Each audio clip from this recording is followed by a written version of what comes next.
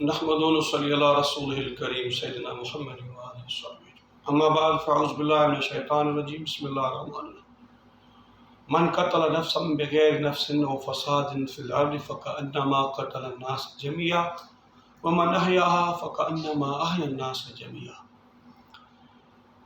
اللہ تبارک و تعالیٰ نے قرآن شریف میں فرمایا ہے کہ اگر بغیر کسی بات کے کسی انسان کو کسی نفس کو اگر قتل کیا جاتا ہے تو ساری انسانیت کو قتل کیا جاتا ہے۔ کسی ایک کو اگر حیاتی دی جاتی ہے تو ساری انسانیت کو حیاتی دی جاتی ہے۔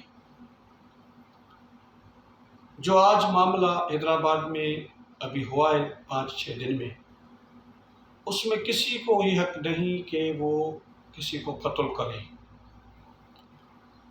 جیسے باتیں سننے آئی ہیں کہ جو دوست وہاں پر تھے کھانا کھایا پیسے نہیں دیے، ٹھیک ہے، اس پہ مضافت ہونی تھی، آپ لوگ اس کو اپنے ہاتھ کرتے، اس کو باندھتے، آپ کا حق تھا پیسہ، تو اس کو مارنے کا تو جواز کسی کو نہیں ہے۔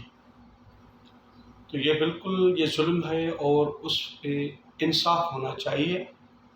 دوسری بات یہ کہ ایک قتل پوری انسانیت کا قتل ہے، ناحق قتل، اور کھانے اور پینے ان چیزوں پہ یہ قتل کرنا یہ کوئی چھوٹی بات نہیں ہے۔ اس کا گھر ہوگا، اس کے بچے ہوں گے، کتنا ظلم ہوا ہے۔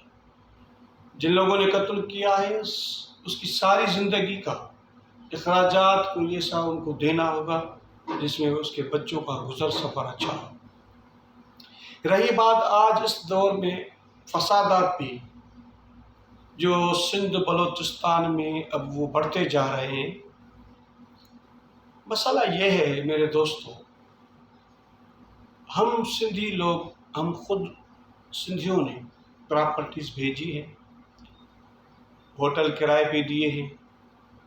اگر ہم یہ کام نہیں کرتے تو شاید یہ آج اتنا نہ ہوتا۔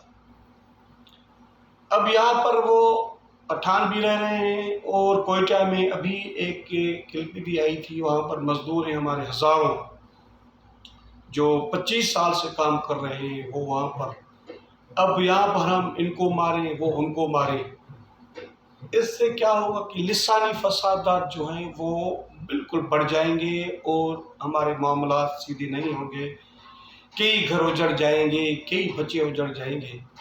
سندھ سندھیوں کی ہے، تو یہ ظلم ہم پر بند کرو کہ ہمارے نوجوانوں کو کھانے پینے یا ان پیسوں کی چیزوں پہ یا قتل کرو، یہ بالکل غلط بات ہے۔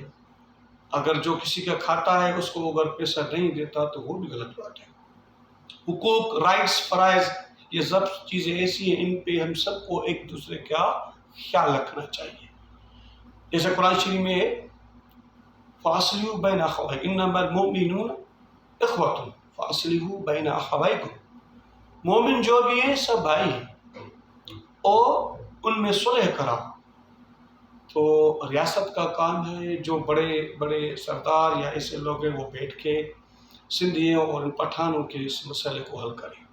سندھ ہماری ہے، سندھوں کی ہے، سندھ ان لوگوں کی نہیں ہے۔ اگر آپ دوست آئے ہیں یہاں پر کام کرتے ہیں تو ان آپ لوگوں کو بھی ہم سندھیوں نے جگہ دی ہے۔ اگر سندھی اب نہیں دینا چاہتے ہیں تو وہ ہم سب سندھی لوگ ان اپنے دوستوں سے کہے ہوئے کہ بھائی مہربانی کر کے آپ پلاٹ وغیرہ یا ہوٹل وغیرہ یا کرائے کی چیزیں نہ دو کسی اور قوم کو، دیتے بھی ہم خود ہیں، پھر ہم فسادات کرتے ہیں۔ اب یہ فسادات یہ کیا ہے؟ یہ کہاں تک جائیں گے؟ یہ لسانی تکرار اتنا خطرناک ہوتا ہے کہ کئی گھر اجڑ جائیں گے۔ صلح کا فیصلہ لو، من قتل نفسا بغیر نفس او فساد فی الارض فکأنما قتل الناس جميعا۔ اللہ تعالیٰ نے فرمایا ہے کہ بغیر حق کے کوئی قتل ہو جاتا ہے، ساری انسانیت قتل ہو جاتی ہے۔ یہاں پر نہ سندھی ہے، نہ مہاجر ہے، نہ پنجابی ہے، نہ شیعہ ہے، نہ سنی ہے، نہ دیوبند ہے، نہ بریلوی ہے، نہ اہل حدیث ہے، کچھ بھی نہیں۔ یہاں پر انسان ہے، نہ ہندو ہے، نہ عیسائی ہے، نہ یہودی ہے۔ یہاں پر انسان، ایک انسان کو بغیر نفس، جان، ایک جان کا قتل، تو ہم اب کتنی جانیں یہاں پہ کھوئیں گے اس مسئلے پہ۔ خدا را کوئی حل نکالو، کوئی قانونی حل نکالو، کوئی فیصلہ کن حل نکالو، مگر ان فسادات سے ہم کو دور رہنا ہے۔ کہیں کتنے گھر نہ اجڑ جائیں، اللہ تعالیٰ رحم کرے۔ کوئی حل نکالو ایسا جس میں سے صلح ہو جائے، اور جیسے کوئٹہ میں ہمارے ہزاروں سندھی ہیں، ایسا کام کرو کہ ان ہمارے بھائیوں کو کوئی تکلیف نہ ہو۔ خدا را خوف کرو، خدا کا خوف کرو آپس میں۔ یہ جو کچھ ہوا ہے اس پہ صلح کے علاوہ اور کوئی راستہ اگر ہم لیں گے تو ہزاروں یہاں پر قتل ہوں گے، اور قتلوں کے بعد کیا ہوگا؟ ہزاروں گھر بگڑ جائیں گے، ہزاروں گھر بگڑ جائیں گے، کئی بچے اجڑ جائیں گے۔ اللہ تعالیٰ ہم سب کو عمل کرنے کی توفیق عطا کرے۔ آخر دعوانا الحمدللہ رب العالمین۔